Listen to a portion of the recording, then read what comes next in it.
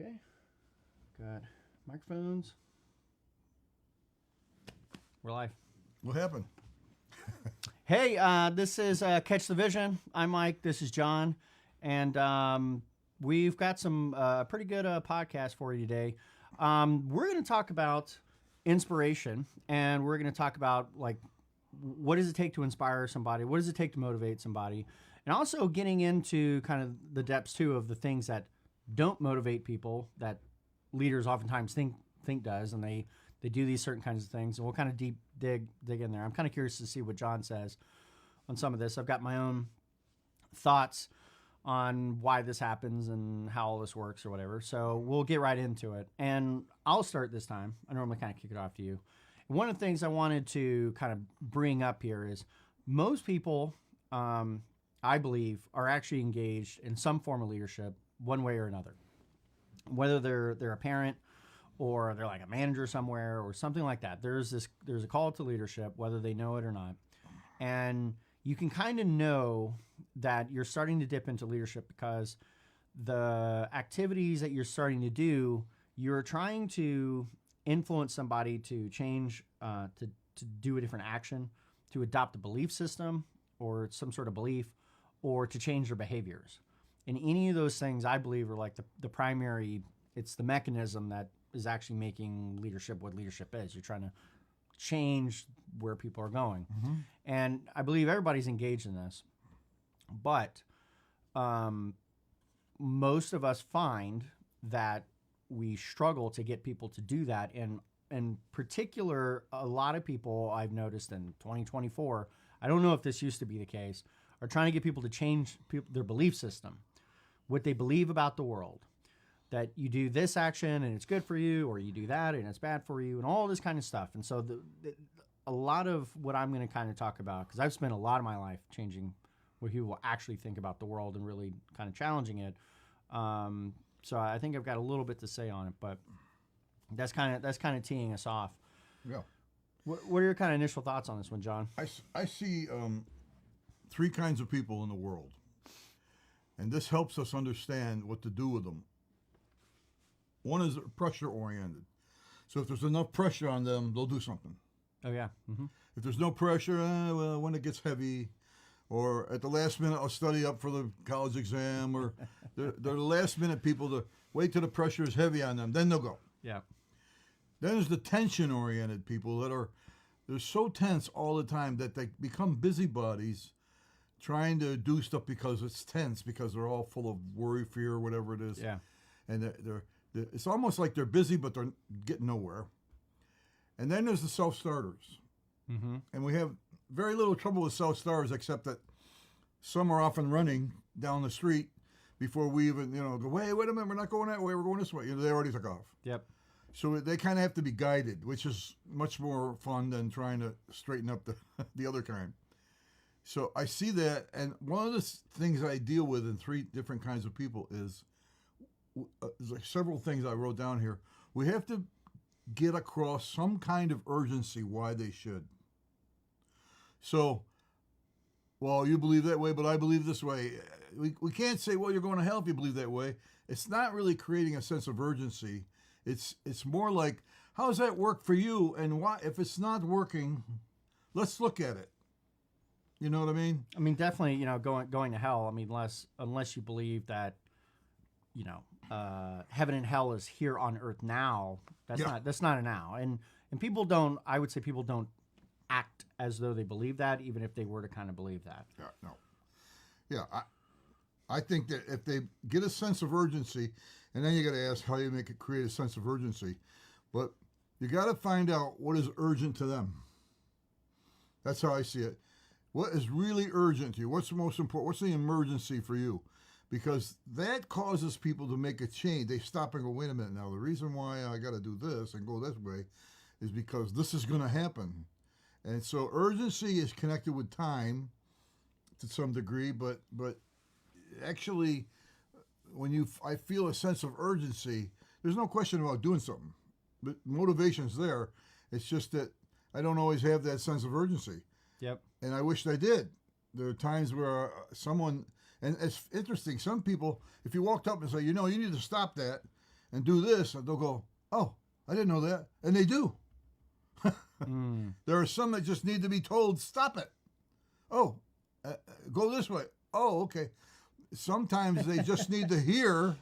And I'll say I struggle with that type because I'm constantly turning to somebody and asking like why do they require that? And Yeah. they do require that. Yeah, and I don't know what it is. It's a sheep mentality. It's I don't know what it is. I but don't know. you gotta just say, hey, what this way? Oh, and they wake up. Somebody told them, but nobody told them before that. Yep, that's right. So they're I will say one of my biggest complaints, and when I was in the Marine Corps, is that nobody pulled me aside and explained this leadership thing to me. Yeah, and you'd be surprised how far that would go. Yeah, I think so. Yeah. Yeah, it's funny you say that because, there's pro cons to all three of those types, like, especially if you're trying to lead them or in this case, like motivate and inspire them. The self-starters, they can actually be very complicated and a major pain in the ass. Oh yeah. Because, like you said, they will be going in this direction, and you're now changing, especially if they've already really started moving down there, and now you're saying, hey, come over this way. That's very frustrating for that person. Well, in our world, 14.7 pounds per square inch of pressure on us. Okay. Okay, that's the given whatever it is throughout the wherever. Standard air pressure. Yeah, and so we are pressure connected, and sometimes that pressure has to be brought up a little bit so that you go, oh, this is causing me. I need to do this because of the pressure. So pressure-oriented people are not bad. They just need a little more pressure in the right way. That's the way I look at it anyway. Because if I get a little more pressure on something, you didn't do this, but you need to do this within, which is urgency, within a week, and you go, oh, and you think about it, and pressure mounts, you begin to go toward that. Yep. But if not, Yeah, it realigns I would say it realigns your priorities. And Yeah. I do know people, I'm not going to put them on blast on camera, but they're very, I've been kind of raised up in, from my mid 20s till now with like writing of like, what is it? I've got that book up there somewhere. The 7 Habits of Highly Successful People or whatever. And in there, one of them is about the little quadrant of important and not important and urgent and not urgent. And so the book makes the argument that you need to be working as much as possible and important but not urgent in that sphere. But what some people, which is kind of what you're actually describing, is people who work in important and urgent. And so they only work on fires. So oftentimes those people that need that kind of reorientation, they're going from fire to fire, but they can't actually oftentimes know what is important. right, And so unless someone points it out. yeah, and so unfortunately you have to create that fire for them. Yeah. And if you're not like big enough and doing that kind of stuff, Yeah. you won't get their attention because they're looking for fires, and if you don't look like a fire, you're not going to move. They're not going to move. I think another thing that wakes people up is need-based compared to want-based. So there's a lot of people who come up to me, we have to do this, we have to do that. Okay. All in urgent. They got the urgency, Yeah. and I say to them, what if we don't? Oh, well, I didn't consider that. Yeah. What if you don't? Is it a want or a need? If we need it, it's got to happen. But if it's a want, it doesn't have to happen. Yep. So I say to them, what is your need? What's the need here? Well, everyone has to, in order to get green, you got to get this. And they've got some reasons why, but is it want based? What if we don't do it? What's the consequence? Because sometimes people have to look at Consequence, yep. the worst scenario and go, oh, it's not quite as bad as I thought it was. And they have to see this is what you want, but what's needed is another story. And let's talk about what you really need. And then they begin to say, well, I need this, I need that. It brings them into focus on where the real need is of the hour, not the want. Wants usually you can live without wants. Really can if you want. I mean, nobody wants to, but Yeah. but a need, I got to drink, I got to eat, I got to breathe. These are needs. Let's talk about what's needed in this situation. You know what I mean? That's another thing that I talk about for creating urgency. You keep going. I'm going to poke around on I this. think we're still going. So I think another thing too is, we point out certain things to people, is dependency woes, I call them. Sometimes people are so dependent. As the scripture says, I write unto you, children, because the devil hasn't deceived you. I write unto young men, and I write unto you regular men. And it talks about 3 levels of dependency, independency, and interdependency. And we've got to get past dependent so that we're interdependent. I mean, not one. The people that are dependent all the time are the clingy, insecure. If you say, if whatever you do, I'll do. They're totally dependent on you, and they're hard to get going. They're hard to get bit. You might get them on one piece of plant here and trim this thing or something, but you can't really get them motivated or get rolling because they're so dependent. And that dependency is, if you continue with that dependency with this person, you become an enabler. Yeah. And that's not helping either, because they're not really doing anything in their own decision-making power. They're just whatever you say, whatever you say, whatever you say. And they're dependent on you. Well, and it's funny too, because some people they get, I think, lured into believing that they might want that. But the problem ends up becoming is, if you were to give them a task that you believe that they would be able to handle, they are still dependent upon you even in that task. It does not matter what the task is. They're actually still waiting for you to tell them what is true and what is not true, what is good, what is not good, and in any imaginable task. It does not actually matter how big or how small it actually is. And many of them may say, I told you last week. They forget. They don't. It's not connecting somehow. And so you got to get them back to, I feel like I have to get them back to what you really need is what you need to focus on. I know you want this, and you want for me this, and you want this, but you really got to understand why you need to. Because if you don't understand why you need to, you're going to come back next week and go, what do I do? Yeah. We're back to square one. So, I mean, that's how I see it. I think we can motivate people. I was thinking about motivation the other day when the Lord, this is about a year or so ago, I got into my truck, as I used to say, and I'm sitting there, and the Lord said to me, why did you say that? It was about some comment I had made somewhere, and I went, now when the Lord challenges you, you can't lie.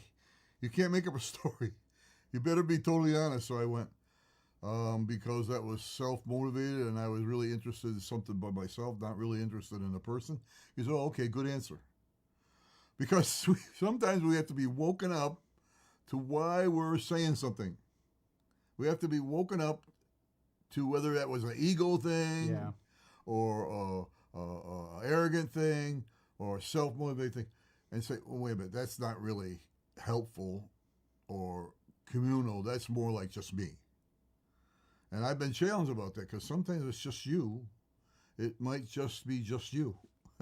Well, I'm going to hop on that. That is a good place, I think, for me to hop in, because what you're actually pointing out there, and I feel like I got to dig kind of deep in this, because this is the thing that my kind of awakenings on leadership eventually led me to, especially to realize how poorly I was doing this activity. Because if it is really only these kinds of few things, then anything that's outside of there, you're going to be missing the mark. And anything that you're doing that's antithesis to those things, you're doing anti-leadership. And so one of the things that I'm going to point out there is, you cannot motivate somebody by your thing. That's not how it works. Your thing, like you individually, that's not how this works. People are motivated by their thing. And so the types of people that you're talking about, they're self-motivated. There's nothing wrong with that. Everybody's generally self-motivated. I'm not going to spend a lot of time on that. But one of the things to know about that is, when you give your reasons, unless they mesh with those, because sometimes they do, unless they do mesh, you're actually turning them away every single time. They're in my book, I started talking about this idea, this kind of epiphany that came to me, that leadership is like a money that you exchange. And every interaction that you're doing with various people, I kind of posit it as like a theory. You're either giving them more money or you're taking money from them. And the more that you take, the more you end up having this deficit.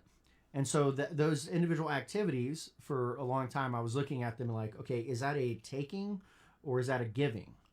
And when you say the reasons that somebody else has, because sometimes people can't say the reasons for whatever reason, and then you say their reasons, even though, for example, you're talking, you're actually giving them something. Yeah. You're not taking from them. When you say reasons that are your reasons, what the other person's actually doing is they're now waiting and they're giving you something.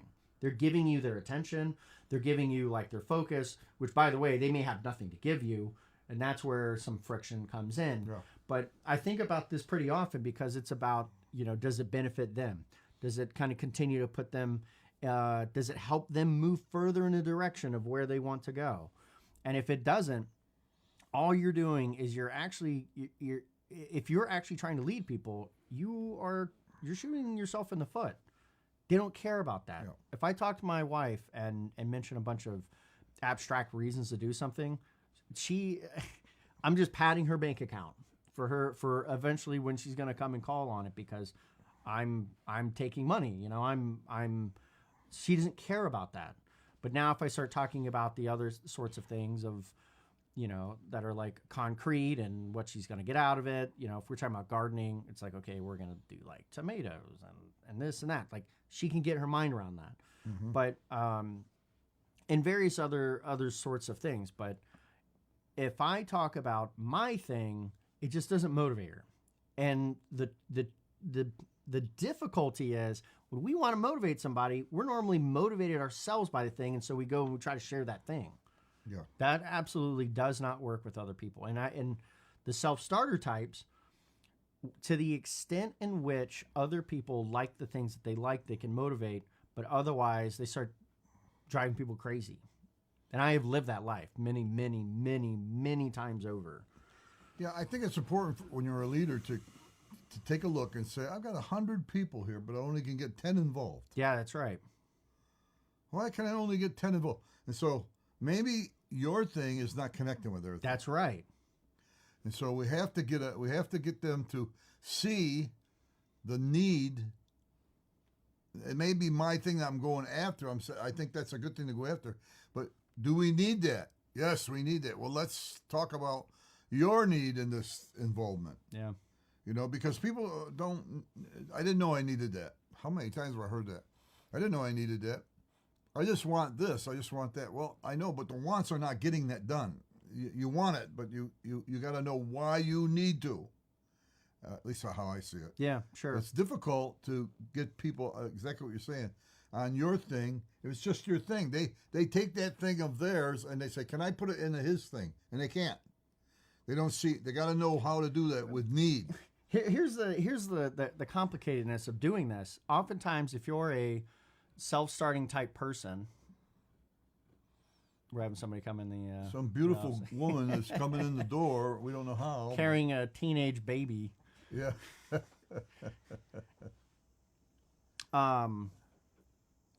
One of the I'm just trying to bring you a cup. Thank you, sir. Well, nice. One of the things I noticed, you can actually see it in the camera now, because we're doing this at like 8 a.m. instead of 11, the sun actually comes through and Yeah. you can actually see it in the video now. Just fine by me, because I feel like it looks better. I'm good. I got this. Yeah, I figured. One of the things I wanted to bring up about this, obviously I kind of lost my trail there, but sort of not at the same time. I started studying business and studying like what people have to say about sales. And eventually I came to the conclusion that sales is nothing more than leadership, or like, and maybe influence. Let's say influence rather than leadership. Depending on the nature of what, it works in the exact same ways as leadership. And so a lot of people fail at sales, supposedly for the exact same reasons that somebody would fail at leadership. Because they don't know what motivates the other person, that when they're taking something, some product, some way of life, or some It could even be like in politics where it's like a belief or something. That when you're trying to get that person to take that, they have not actually rode on the journey up to that point. They're just there. You've just interacted with them. They're at some journey. They're at some point, which may or may not be similar to yours. And so when you say these certain kinds of things just outright, like the things that you think, feel, and believe, it doesn't really mesh because they don't know why. They don't know where it came from. And so oftentimes you have to do a mapping, and you basically are mapping their understanding to the words that you're ultimately saying, or like some product. So the kind of, I'd say like the major pull away of doing like many years of studying on sales, it's really just simple. You have to say how that product is going to benefit them in such a way that they know what that benefit is. Absolutely. Oh my God, I don't have any time to deal with my kids. This product will give you more time to deal with your kids. Yeah. So like you're saying the words that they're saying. Yeah, exactly. That's the benefit package of things that people sell and everything. You know, it just made me think about the fact that, well, when they're successful. yeah, Because oftentimes people are selling all the time, but then yeah, they're not successful because they're saying a bunch of crap that's like, I don't say that.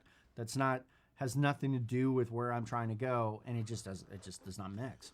Well, you know, we started this out with our title, Catch the Vision. I hate to go back to this, but I know that the Bible is true. It says, without a progressive vision, the people dwell without care. They don't give a care. They don't care. Yeah.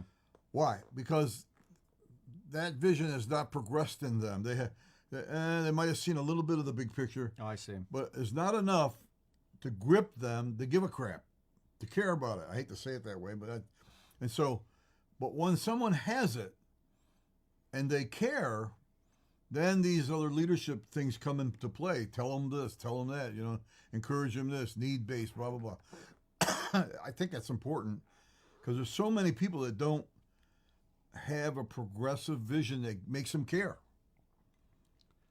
Have you thought about the fact that the reason why we're doing this is this? Oh, no, I didn't know that. I can't tell you how many times I go, I thought we shared this. I thought you got that. Oh, yeah. Kind of. And suddenly I realize if we can't impart some kind of vision, some kind of big picture here, they don't care.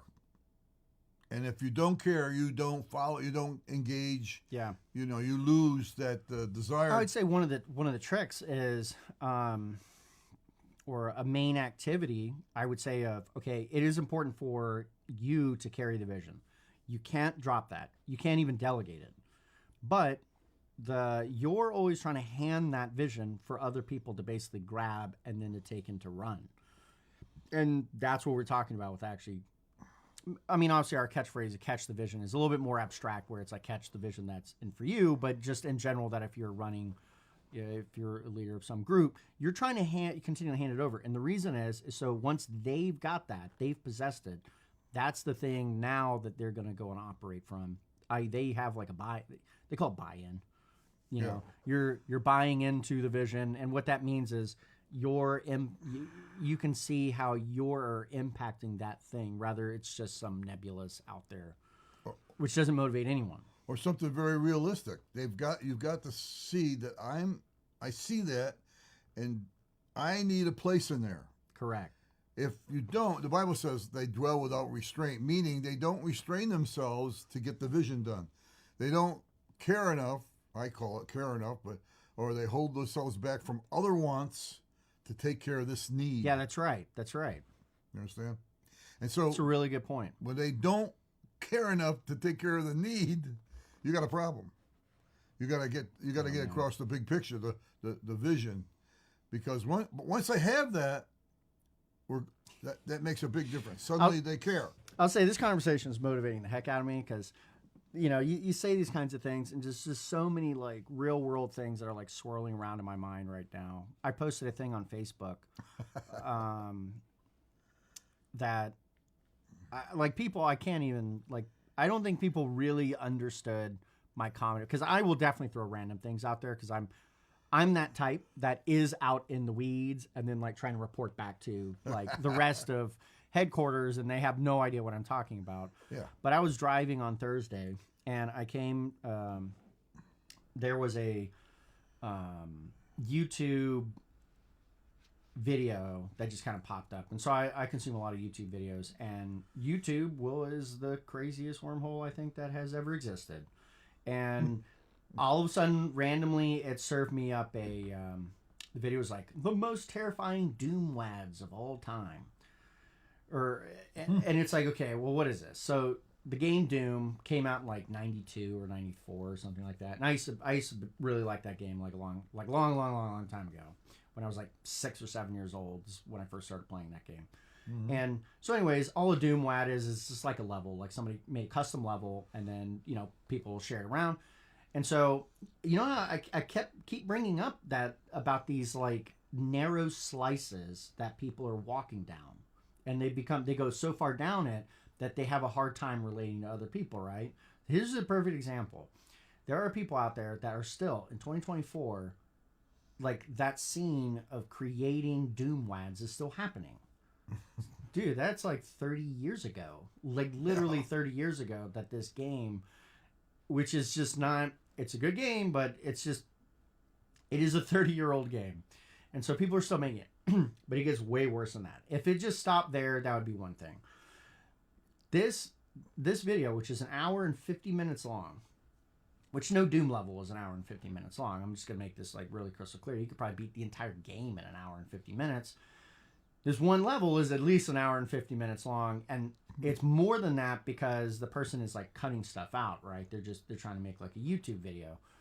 And the video itself is, in my opinion, the most perfect example of how absolutely jacked up society actually is. And the people who are falling out in the most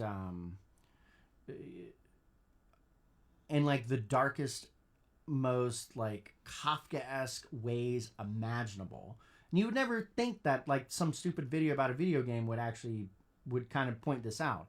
But as the guy who's playing it, there's a whole kind of trend or whatever of people like building their house into like a level or whatever.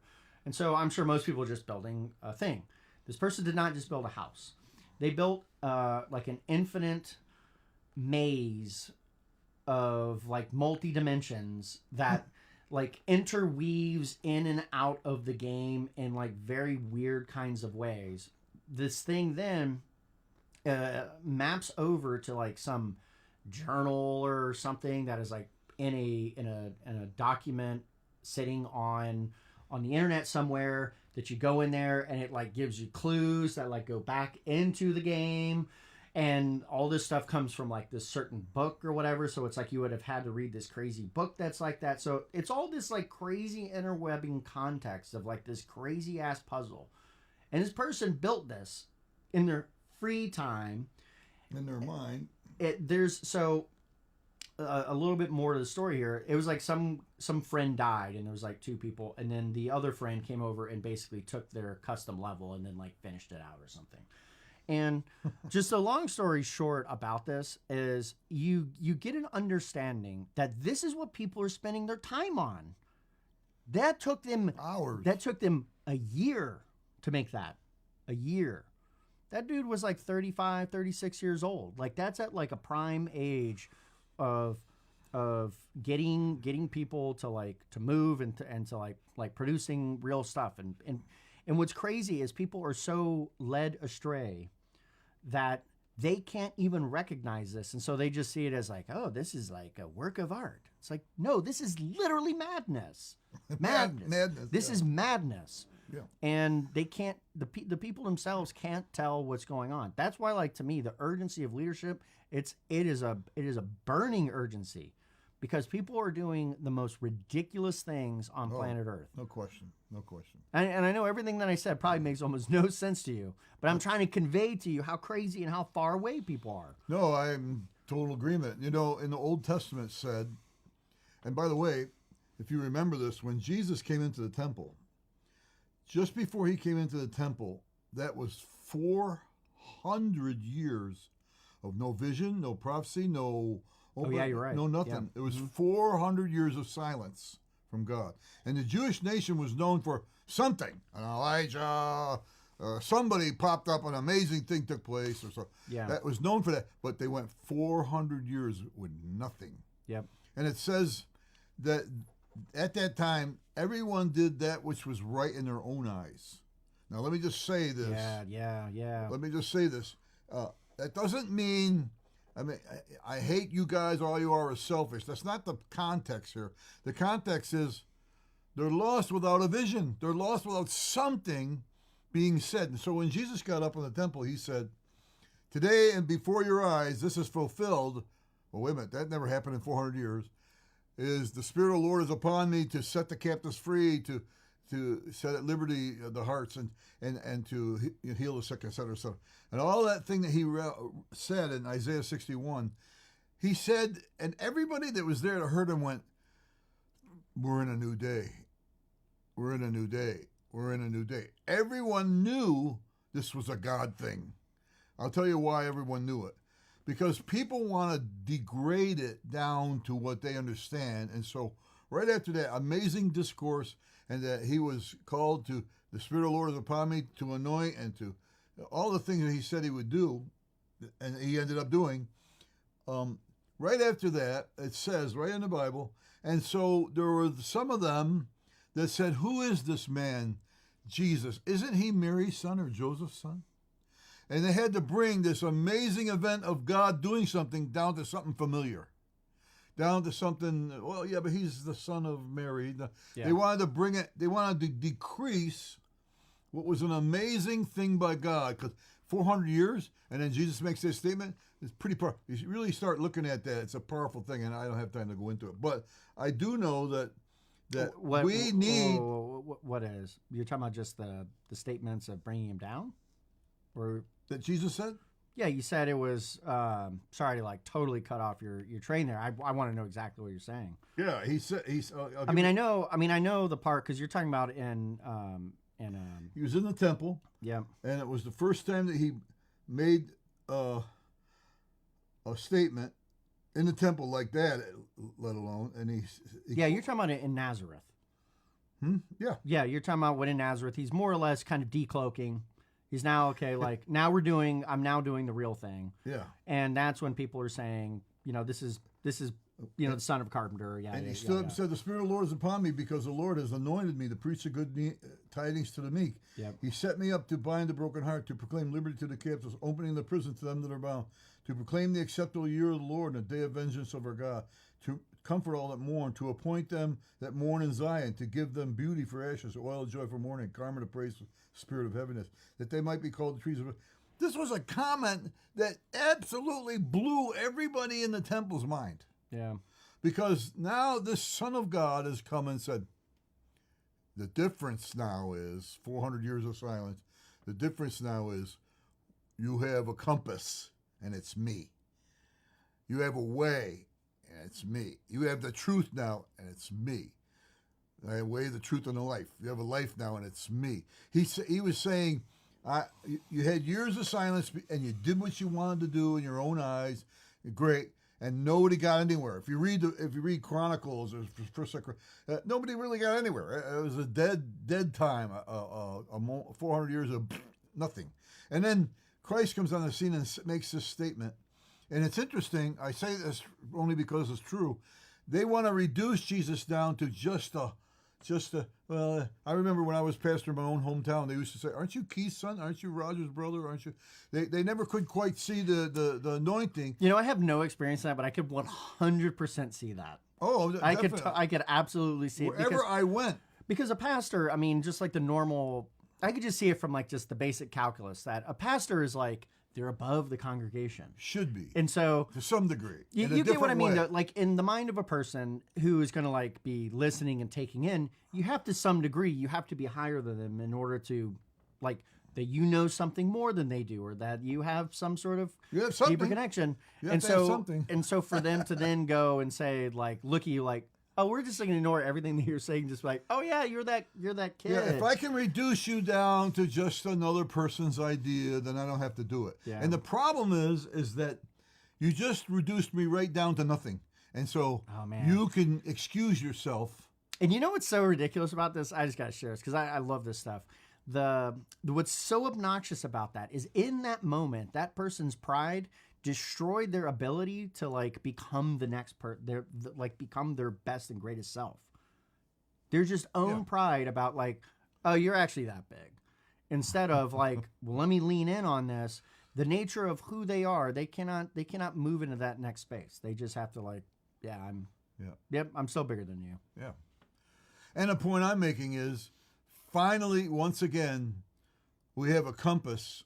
We have an actual voice of God making statements in the world today.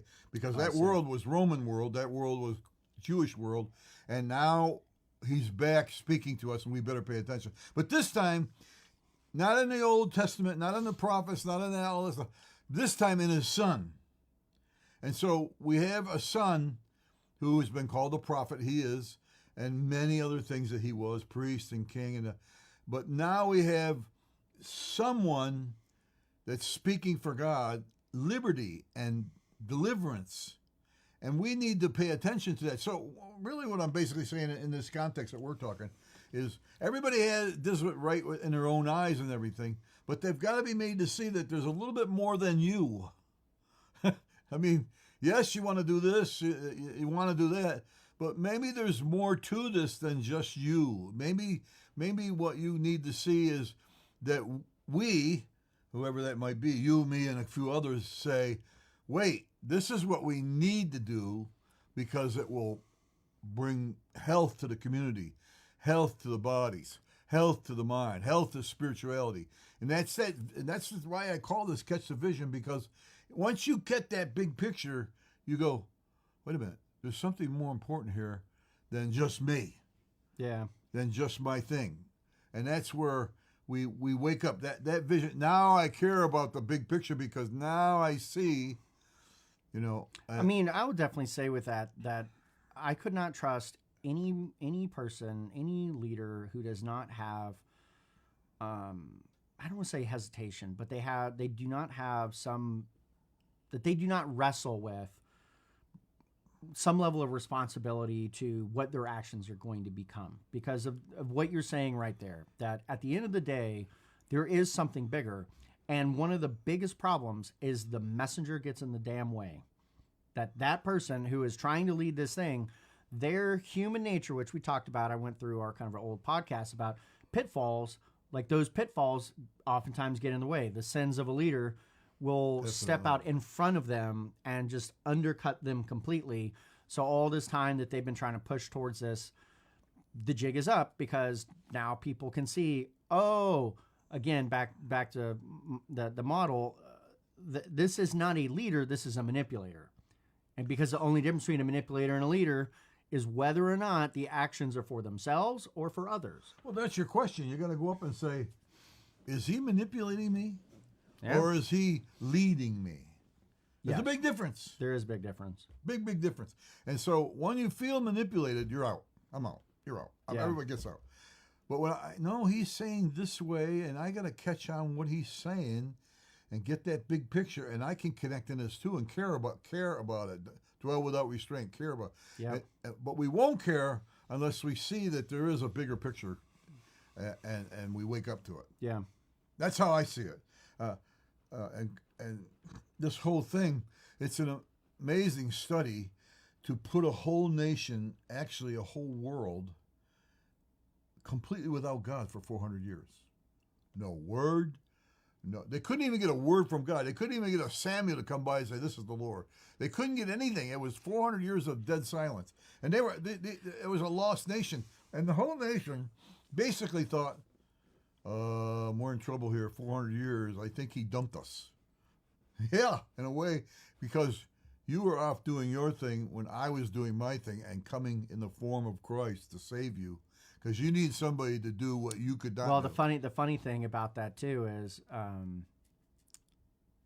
that maybe it's the ironic thing that you would think that they were, and I would assume that they would be, that they were waiting that 400 years for that person to show up, and then they showed up. They say, and then but they killed him. Yeah, and then they showed. Yeah, and they rejected him. And they rejected and killed him. Yeah. Which to me that makes it.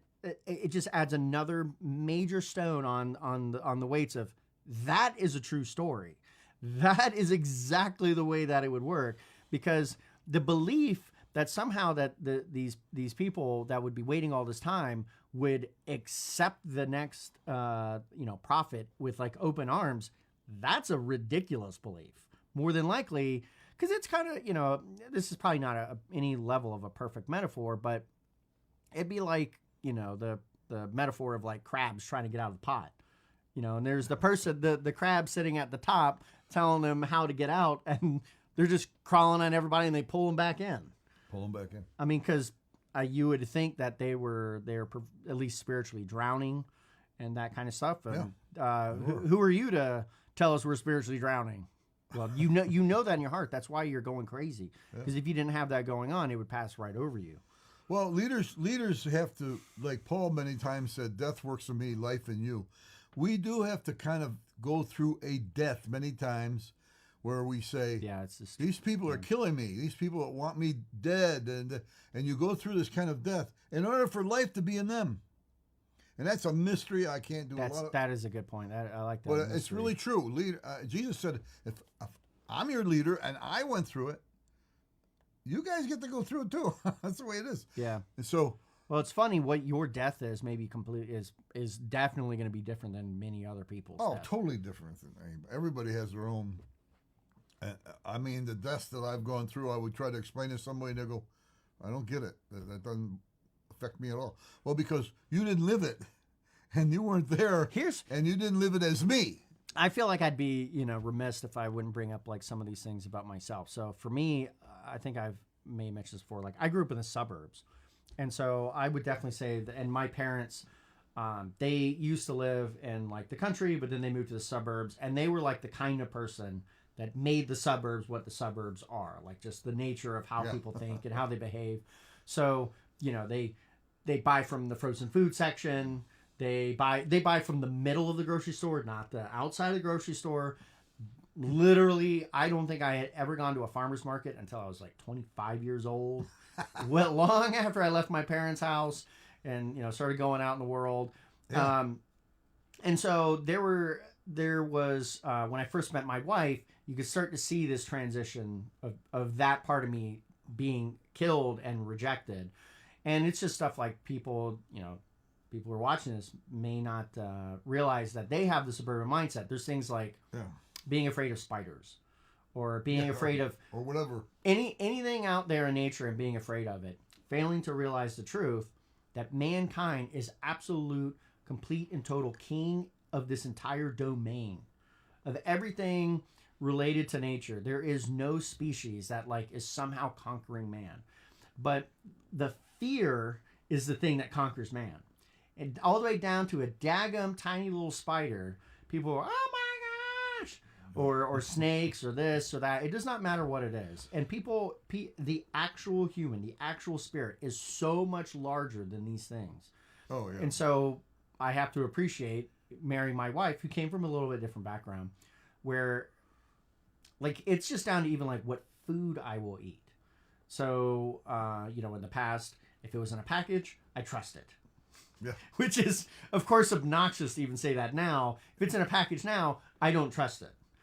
Because you just turn it over, you look at the ingredients, and you're like, Mom did not use any of these, obnoxiously impossible to read things. No, I hear that. So there was definitely a death, and it took quite a long time. And I'd still say even today, there's still things that need to be killed from my nature about this. Well, I think as people are listening in on these aspects, and different viewpoints you're sharing and I'm sharing, so it kind of helps you see where you're at.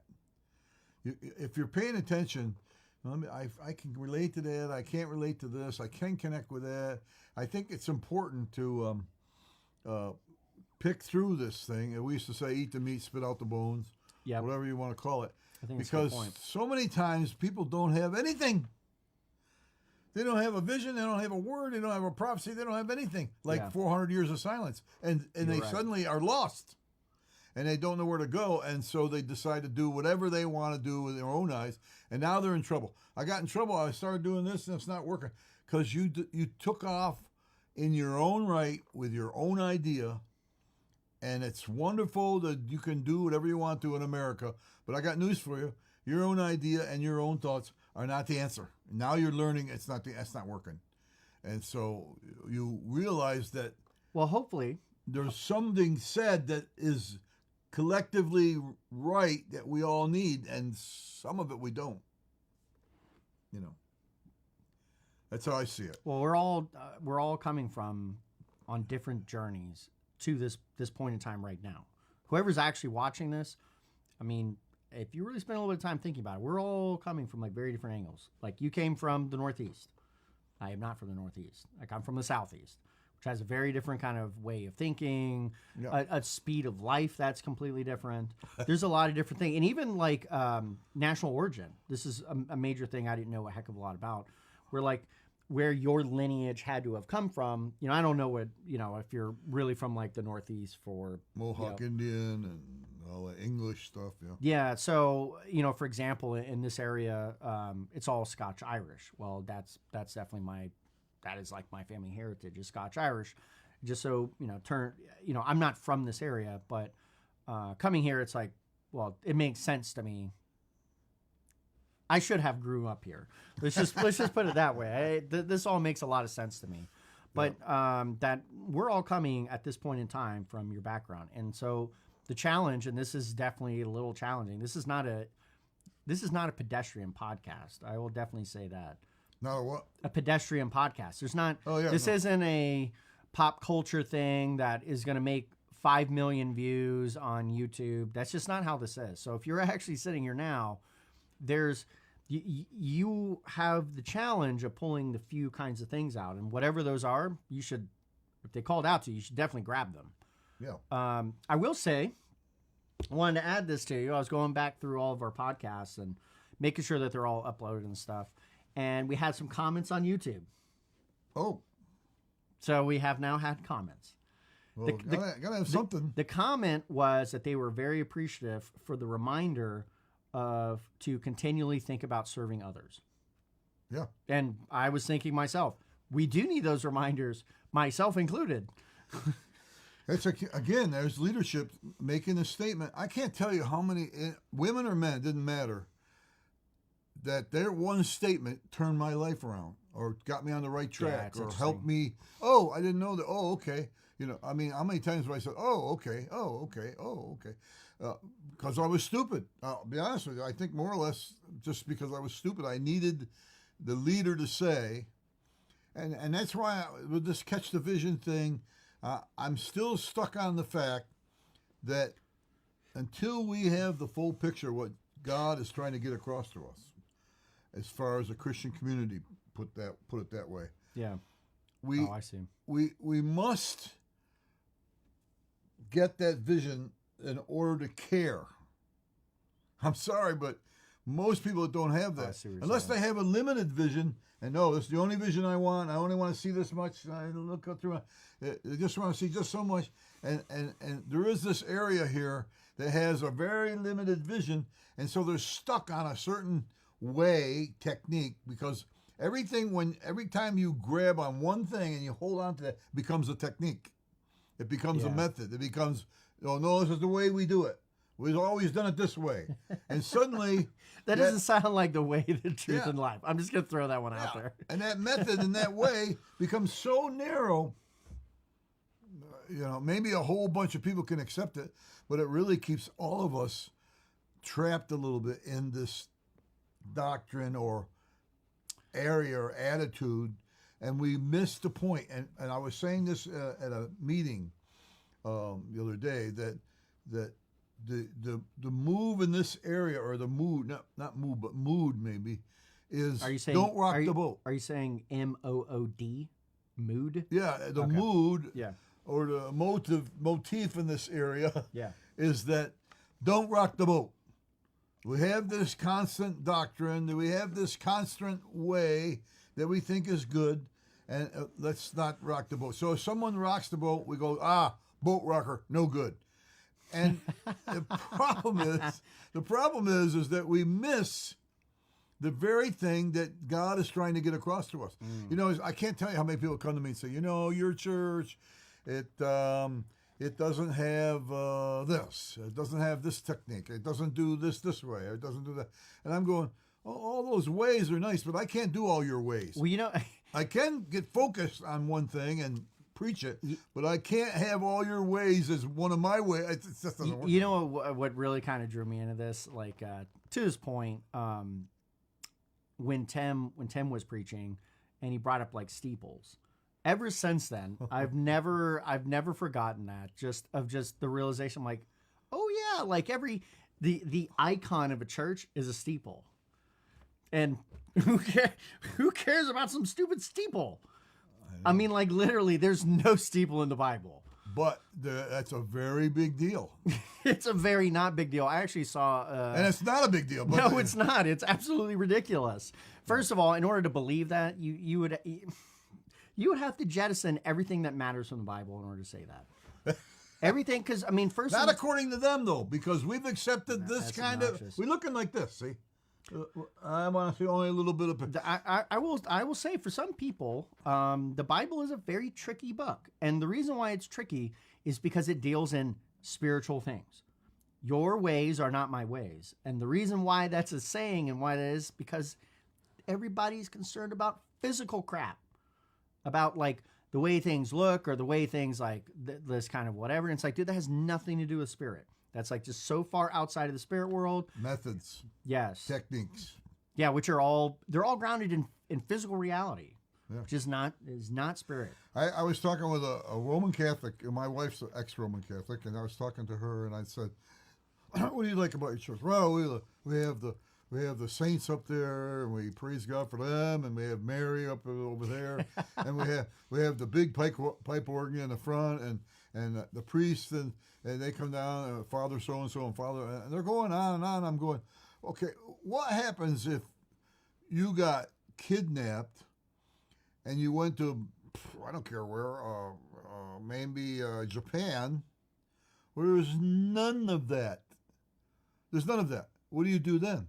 Oh, I find it very difficult to worship and to do, because in their mind, the techniques and ways that we've accepted is okay. And it's not okay. But for them, this is it. We have to accept that. And so I like to say, can you, this is that needs-based oriented, you got to bring them to the worst scenario and say, imagine the worst scenario. I see what you're saying. And then it wakes you up to, I don't need that. I want that. I've grown to want it. I've grown to see it, but I don't need that. I don't need that. I don't need that. And suddenly we realize what we don't need. And that's a big deal. I mean, some people, I got to have it. And then they don't have it, and they go, oh, that wasn't so, I thought I would die if I didn't have it. Yeah, you are so hung up.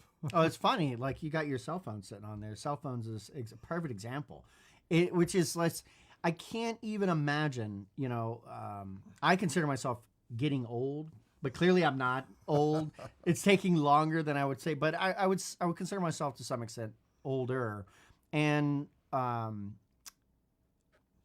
am going to live through the age where the majority of people on planet Earth came after the cell phone. In the cell phone, I mean that nature of the cell phone. The cell phone, that's the distracting screen that you carry with you. And I know definitively, when I was a kid, I lived in Southern California as a kid, and that was at, like, the center of personal computing. And my parents got really big into it, and so I've always lived with a computer. And at the time that I was doing it, I was a uber nerd, like a super ridiculous nerd to touch on a computer. And, like, for example, like using a modem. No one in my neighborhood had any internet. What a modem was. Had no idea what a modem was, and was connecting it up and going to, like, Yahoo Chat. Like, the original Yahoo Chat was definitely back in, like, the early 90s, and growing up then. So it's so funny because, again, people are kind of coming up, and it's interesting to see, like, for example, way older people come into the internet. When I was 6, 7 years old doing this, I knew that people that were in that chat room, they could be anybody. That could be some weird pedophile guy. I knew that at that time. Again, a little sharper again because the nature of me using a computer. Then I started seeing more and more people come onto this thing, and they don't They're not that kind of type. They're just a regular type. And what'll happen is once we pass that Rubicon, and obviously there's tons of people who've been born past the age they've never not known their parents to have a smartphone. Yeah. They will never have known the experience before people had cell phones. When I was in high school, which was not that long ago, my parents gave me a cell phone when I got a car so that they could contact me. I don't want this stupid thing. Yeah. I don't want my parents to call me. What do I need a cell phone for? I can remember as a child, they wanted Grandpa, and he was in the back orchard, almost a mile away, not quite. And we're like, how are we going to get a hold of Grandpa? He's in the back orchard. Well, we don't. We wait till he gets done working, and when he comes home, Yes. and I'm going, what? Because for me, I thought it was urgent. Well, it's not that urgent.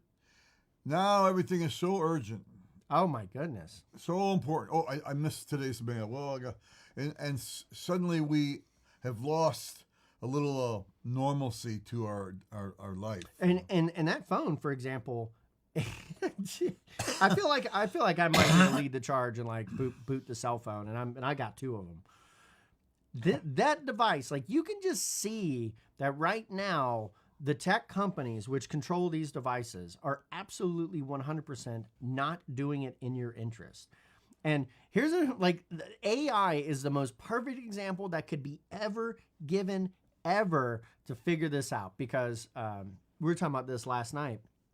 The fact that the sell of computers, again, back to the motivation of why people are going to get up, they're going to go to their job, or they're going to go just this or that, or they're going to go buy something.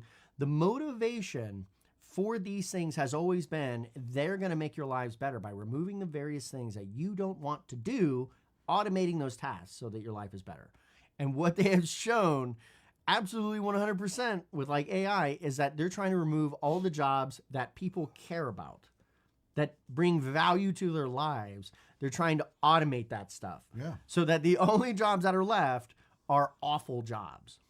That's it. Like and I don't begrudge anybody doing them, but they are not the kinds of tasks that you would want to do or the kinds of things that bring a lot of joy in life. So in other words, these companies, it's the biggest bait and switch of all time. Yeah. At the end of the day, I'm actually not surprised by that, because where is their spirit? Where are they trying to lead us? And neither one of those things are in our interest. That's manipulation. That is not leadership. You can hear them now. Maybe in the past they had like maybe some semi-normal people running. At this point now, the only people that go to any of these companies are crazy people who are totally out of touch with reality. I've been out of touch for a long time, but the out of touch people are in charge, and the out and never been in touch people are now running the thing. And so everybody that's inside of there has no idea what people need, care, what is good for them. That's the reason why I brought this up is that cell phone will send me and I have like a neutered down phone. I've basically removed Google and various stuff, but still some things will squeak by. That thing will notify me that I have to get on social media and see what stupid person some dumb thing that somebody said that they should not have said in public. Why? How is that in my interest? It's a good question. I know it's a tool that all of us have, to some degree, have been entrapped in. Yeah. And we're going to deal with it one way or the other. Sooner or later, it's going to be something we have to deal with, or it will deal with us. Sooner rather than later. I mean, right now, for example, if you're watching this at 9 o'clock in the morning, if you're live over there, you're on a cell phone. Yeah. Because right now we're on Facebook, and more than likely they're not on a desktop watching this live on Facebook. Okay. Yep. How did we get here anyway? I don't know, but we were talking about motivations of people, and I'm trying to remember. But the big thing that definitely caught me was just the nature of that thing trying to catch my attention, and I just kept thinking about how somehow that device has really tapped into our motivation centers to get us to act and perform. And it's not, to me, it's really not clear why. Oh. It's like it's hitting this brain of like, you have to know this, and if you don't know this, then you won't be in the know or something. Yeah. I've had to start blocking some of the stuff that's around here because, dude, I don't want to be spewed with people's crazy negativity about just nonsense. And that's what it is. It's just nonsense. This thing is communal. It is communal. It's not individual. Everybody has their phone, but it's a device. I don't like to say of evil, but it can be used for evil so easily, so many ways. And some are trying to use it for God's purposes and God's end. I understand that. But I mean, it's a whole nother universe. This digital universe, and when you tap into it, you're now living in the universe of man.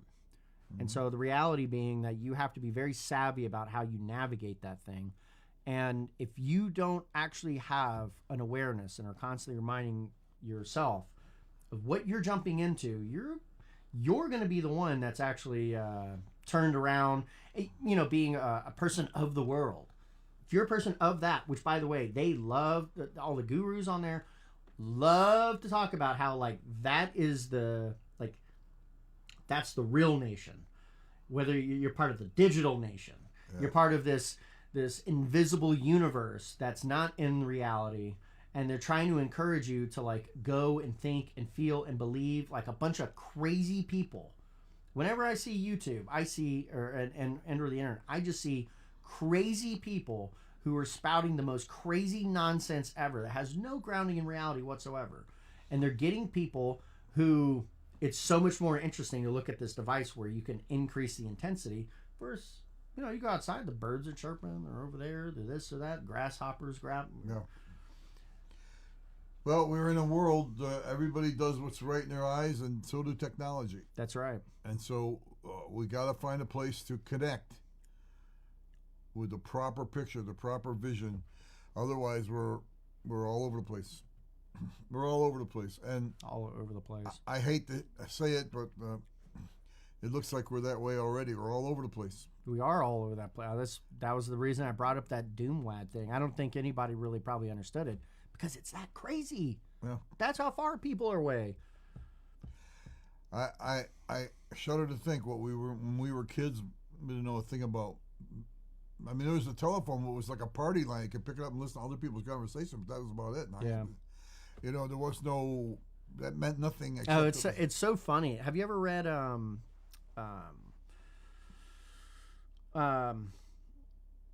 on, that 18th century hippie book, Walden Pond? Oh yeah. One of the things in there. What's his name? It's killing me right now. Tom Henry David Thoreau. Henry David Thoreau. Yeah. So Walden, that's what it was. So, anyways, there's a lot of stuff in that book. I went there. I've been where he was. Oh, you have? There's a lot of stuff in that book that he's a doofus. I'm just gonna say straight out. That's coming from, like, I know my personality temperament, and that type is not my type, and very regularly that's the type I'm gonna say they're freaking idiots. He's not my type because he's an idealist type. So what that means is every single thing he's gonna spin it into a positive abstraction, and so he's looking at, like, I'm moving out to the deep wilds, and he was in a backyard of somebody's house.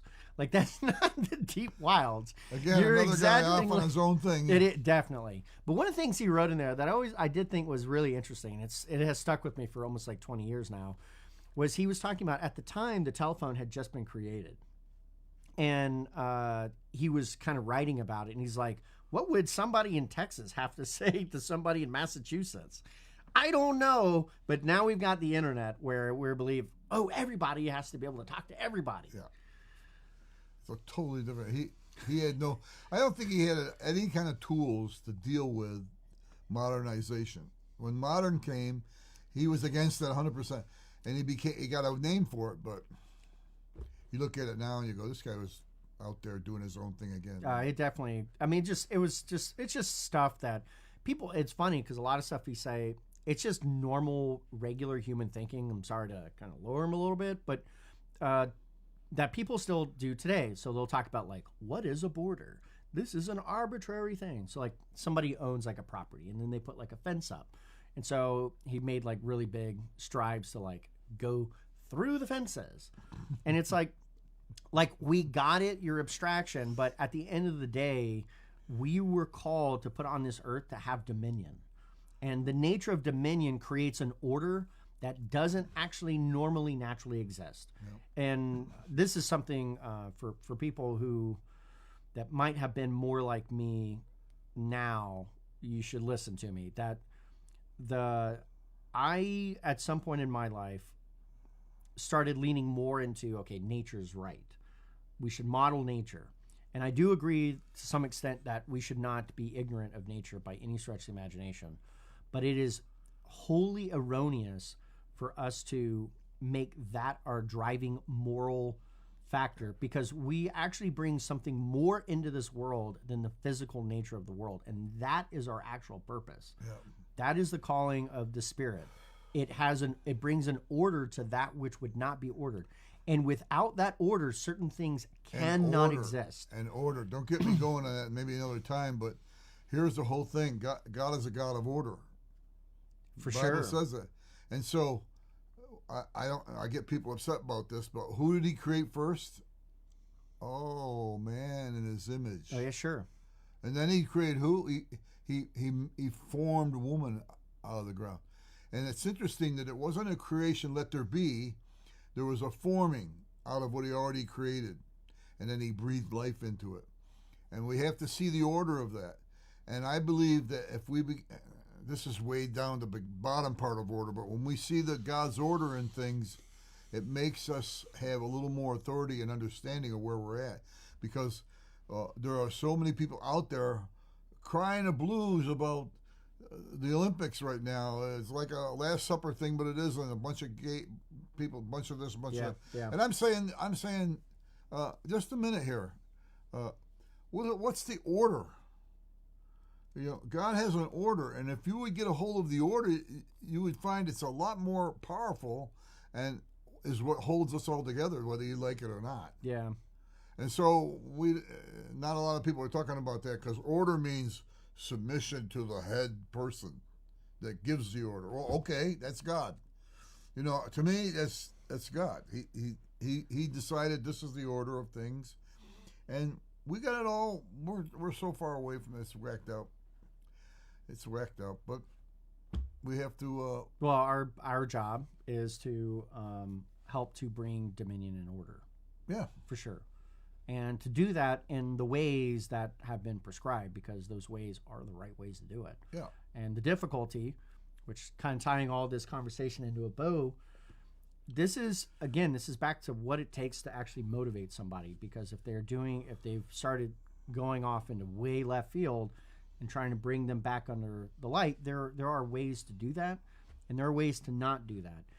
Yeah. Most of the ways that you're thinking about are not the ways to do that. If you have this natural, sometimes our natural inclinations will lead us correctly, and I might say that that's somewhat lucky, but the normal ways that people want to try to motivate somebody, like yelling at them, does not work.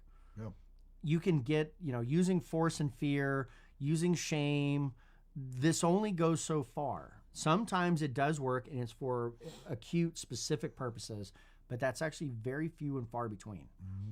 And the question is whether or not you have like power behind your words, you have conviction, and you have a clear understanding of the right way. And if you do not have that, you probably need to study and be a little bit more humble. That's why, again, I fall back on getting the whole picture. It's just so important, because the blind lead the blind. The blind definitely lead the blind. And if you're blind, you can't see it. I think this is the right way to go. Well, you do what you want, do your own thing, but that's not the answer. Yeah. I mean, it's for you. It's an answer, but it's not. And years later, Henry David Thoreau, for example, just became old, and everything that he's talking about is old now. It's old. It's old. But it was a big deal then. Oh, big deal. Oh, Henry. Well, some of the stuff, like I was saying, they're timeless, but they're timeless child ideas. Yeah. And they never turned into something more profound. No, they than grew what old. He said. They grew old. They got an expiration date. And I will say that is a testament to his philosophy. Yeah. Yep. Many things to be said about that. You got any parting words of wisdom for somebody who is trying to motivate somebody or trying to inspire somebody in particular? Well, the first thing that comes to my mind is be an inspiration yourself. You know, be an inspiration yourself. Let someone say, what motivates you? What gets you to do this? What's the driving force? Because I don't like an empty soul. I bumped into a lot of men, had a lot of things. They had things to say, but once I got close to them, I couldn't find them. They were hard to find. And what I mean is, when people get into people that have a vision and have a driving force and a motivation, they go, now that guy, he's got something there. I want to be a part of that. And so I think if we're an example of motivation and inspiration, they connect to that. And that's what I would say. If you don't find that guy, go get one. Go find one. That's undeniable, because now you can see what they're doing. That's what I say. Okay. Well, I'm going to leave it on that. I'm definitely not going to try to top that.